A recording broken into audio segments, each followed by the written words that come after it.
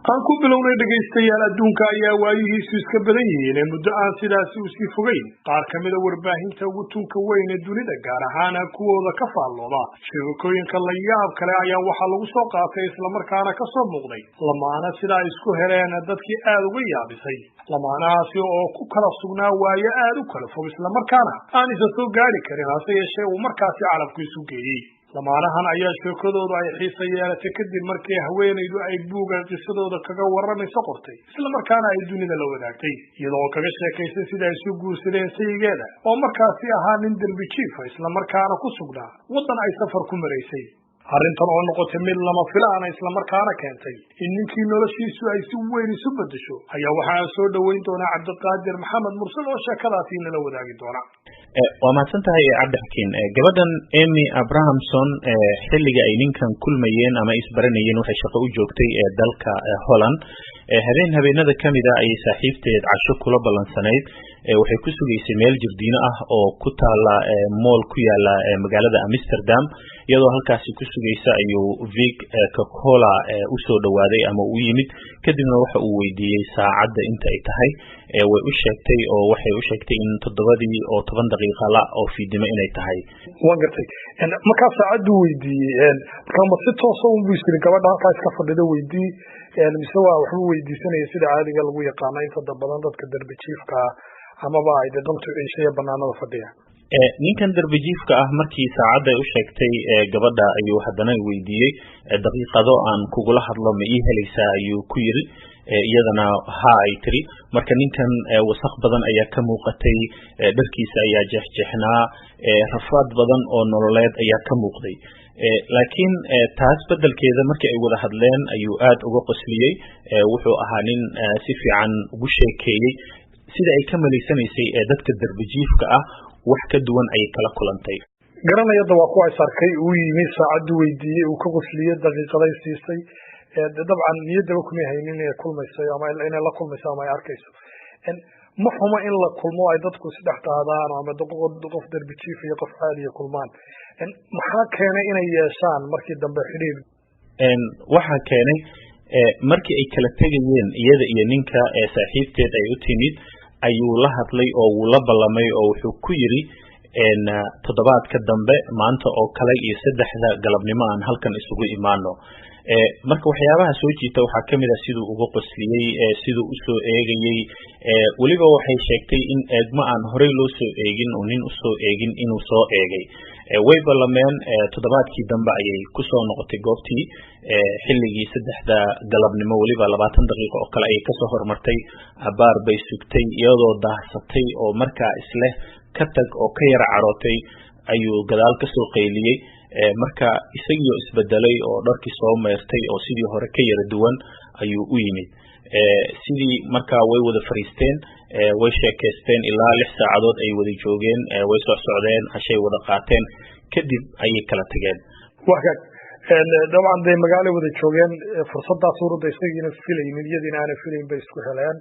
oo de kulan baa ay dambe yeesheen soo marka xiriirka uu ku sii socday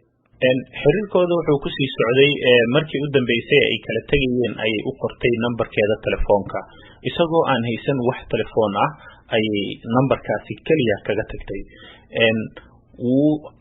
markii ay ismacsalaameeyeen kadib muddo kadib ayaa waxa uu urursaday lacago uu ku raaco trainka uu tikitka ku goostay sidii ayuu ku tagay magaalada Vienna ee dalka Austria oo xilligaas ay Amy ku nooleed wuu wacay iyadoo shaqo isku diyaarinaysa iyo telefoonkeeda soo dhacay mise waa Vic Coca-Cola wuxuu yiri waa Vic waxaan joogaa magaalada Vienna ee dalka Austria iyadana la yaab ay ku noqotay aadna ugu faraxday inuu yimaado magaaladaas way Cabdiqaadir damay filayeen inuu ka daba yimaado ilaa iyo Vienna uu kaga daba tagay waddanka Austria waa ka la kulmay waa ku dib soo arkay dabcan siday ku warrameen iyagu ay warbaahinta u sheegeen way isku sideen oo de guur baa dhaxmaray siday bulshadii u arkeen qoyskeedii iyo asxaabteedii iyo ummadii kale inay nin darbi jiif ay guursato gabadhan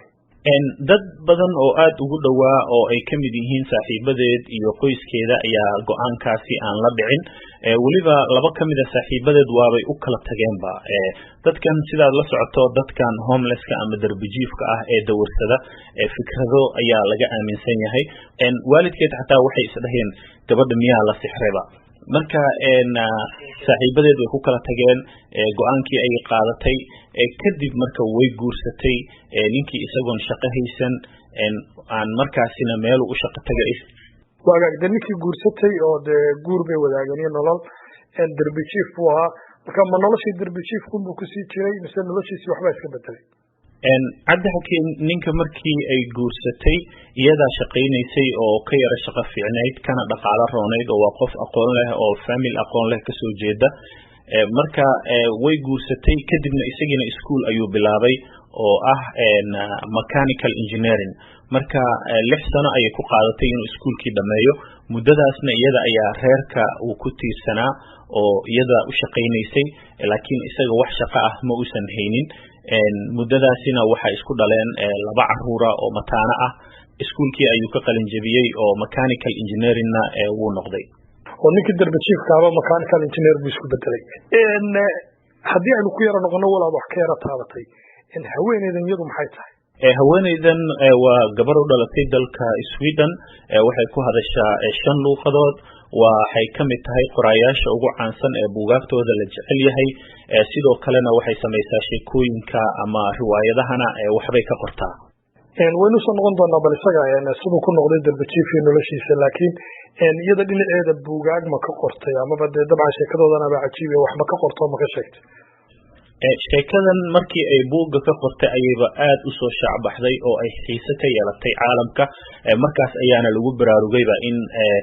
laga hadlo oo telefishinadii iyo joornaaladii adduunka oo dhan ay markaasi bilaabeen inay u degdegaan si ay uga sheekeeyaan waxayna noqotay mid dadka aad u soo jiidatay ugu dambeyn haddaan ku weydiiyo cabdiqaadir ninkani waa ninkaa dee kartidaa iyo dee tayadaasi ay ku jirtee dee mechanical engineer kaba noqday dee waayihii iyo dantuna ay ilaan markii hore siduu ku noqday darbijiif ninkani ma waxuu doortayba mise wax noloshuun ay ula gashay ninkan Vic waxa uu ku noolaa dalka Canada wuxuu ku shaqaysan jiray baabuurta xambaarta tusaale ahaan marka uu gaariga meel kaaga ciladoobo dadka la waco oo gaariga kuu jiida ama kuu qaada ayuu ahaa oo towing track ayuu waday xoogaa lacag uu urursaday marka wuxuu isiri bal xoogaa dalxiis aad oo caalamka soo mar isagoo Yurub maraya ay xoogaagii uu watay sahayda uu watay ka go'een markay halkaas kaga go'eenna hadee sidaas ayuu homeless iyo darbijiif ku noqday cabdi xakiin sidaa la socoto annaga hadii ay wax naga go'aan wax laga yaabaa inaan isu soo qaylino Soomaalida dhaqankeeda ayaa ah laakiin dadkan meeshii ay wax kaga go'aan halkaas ay ku shidaal goosteen noloshoodana halis ay waxay u galaysaa inay baaba'do marka taas ayaa keentay inuu noqdo nin darbijiif ah oo dawarsada cabdiqaadir aad iyo aad ayaan kugu mahadcelinaya inaad barnaamijka nagala qayb qaadato isla markaana aad sheekadaas si aad ku xisaab badan nala wadaagto adigaa mudan shirwac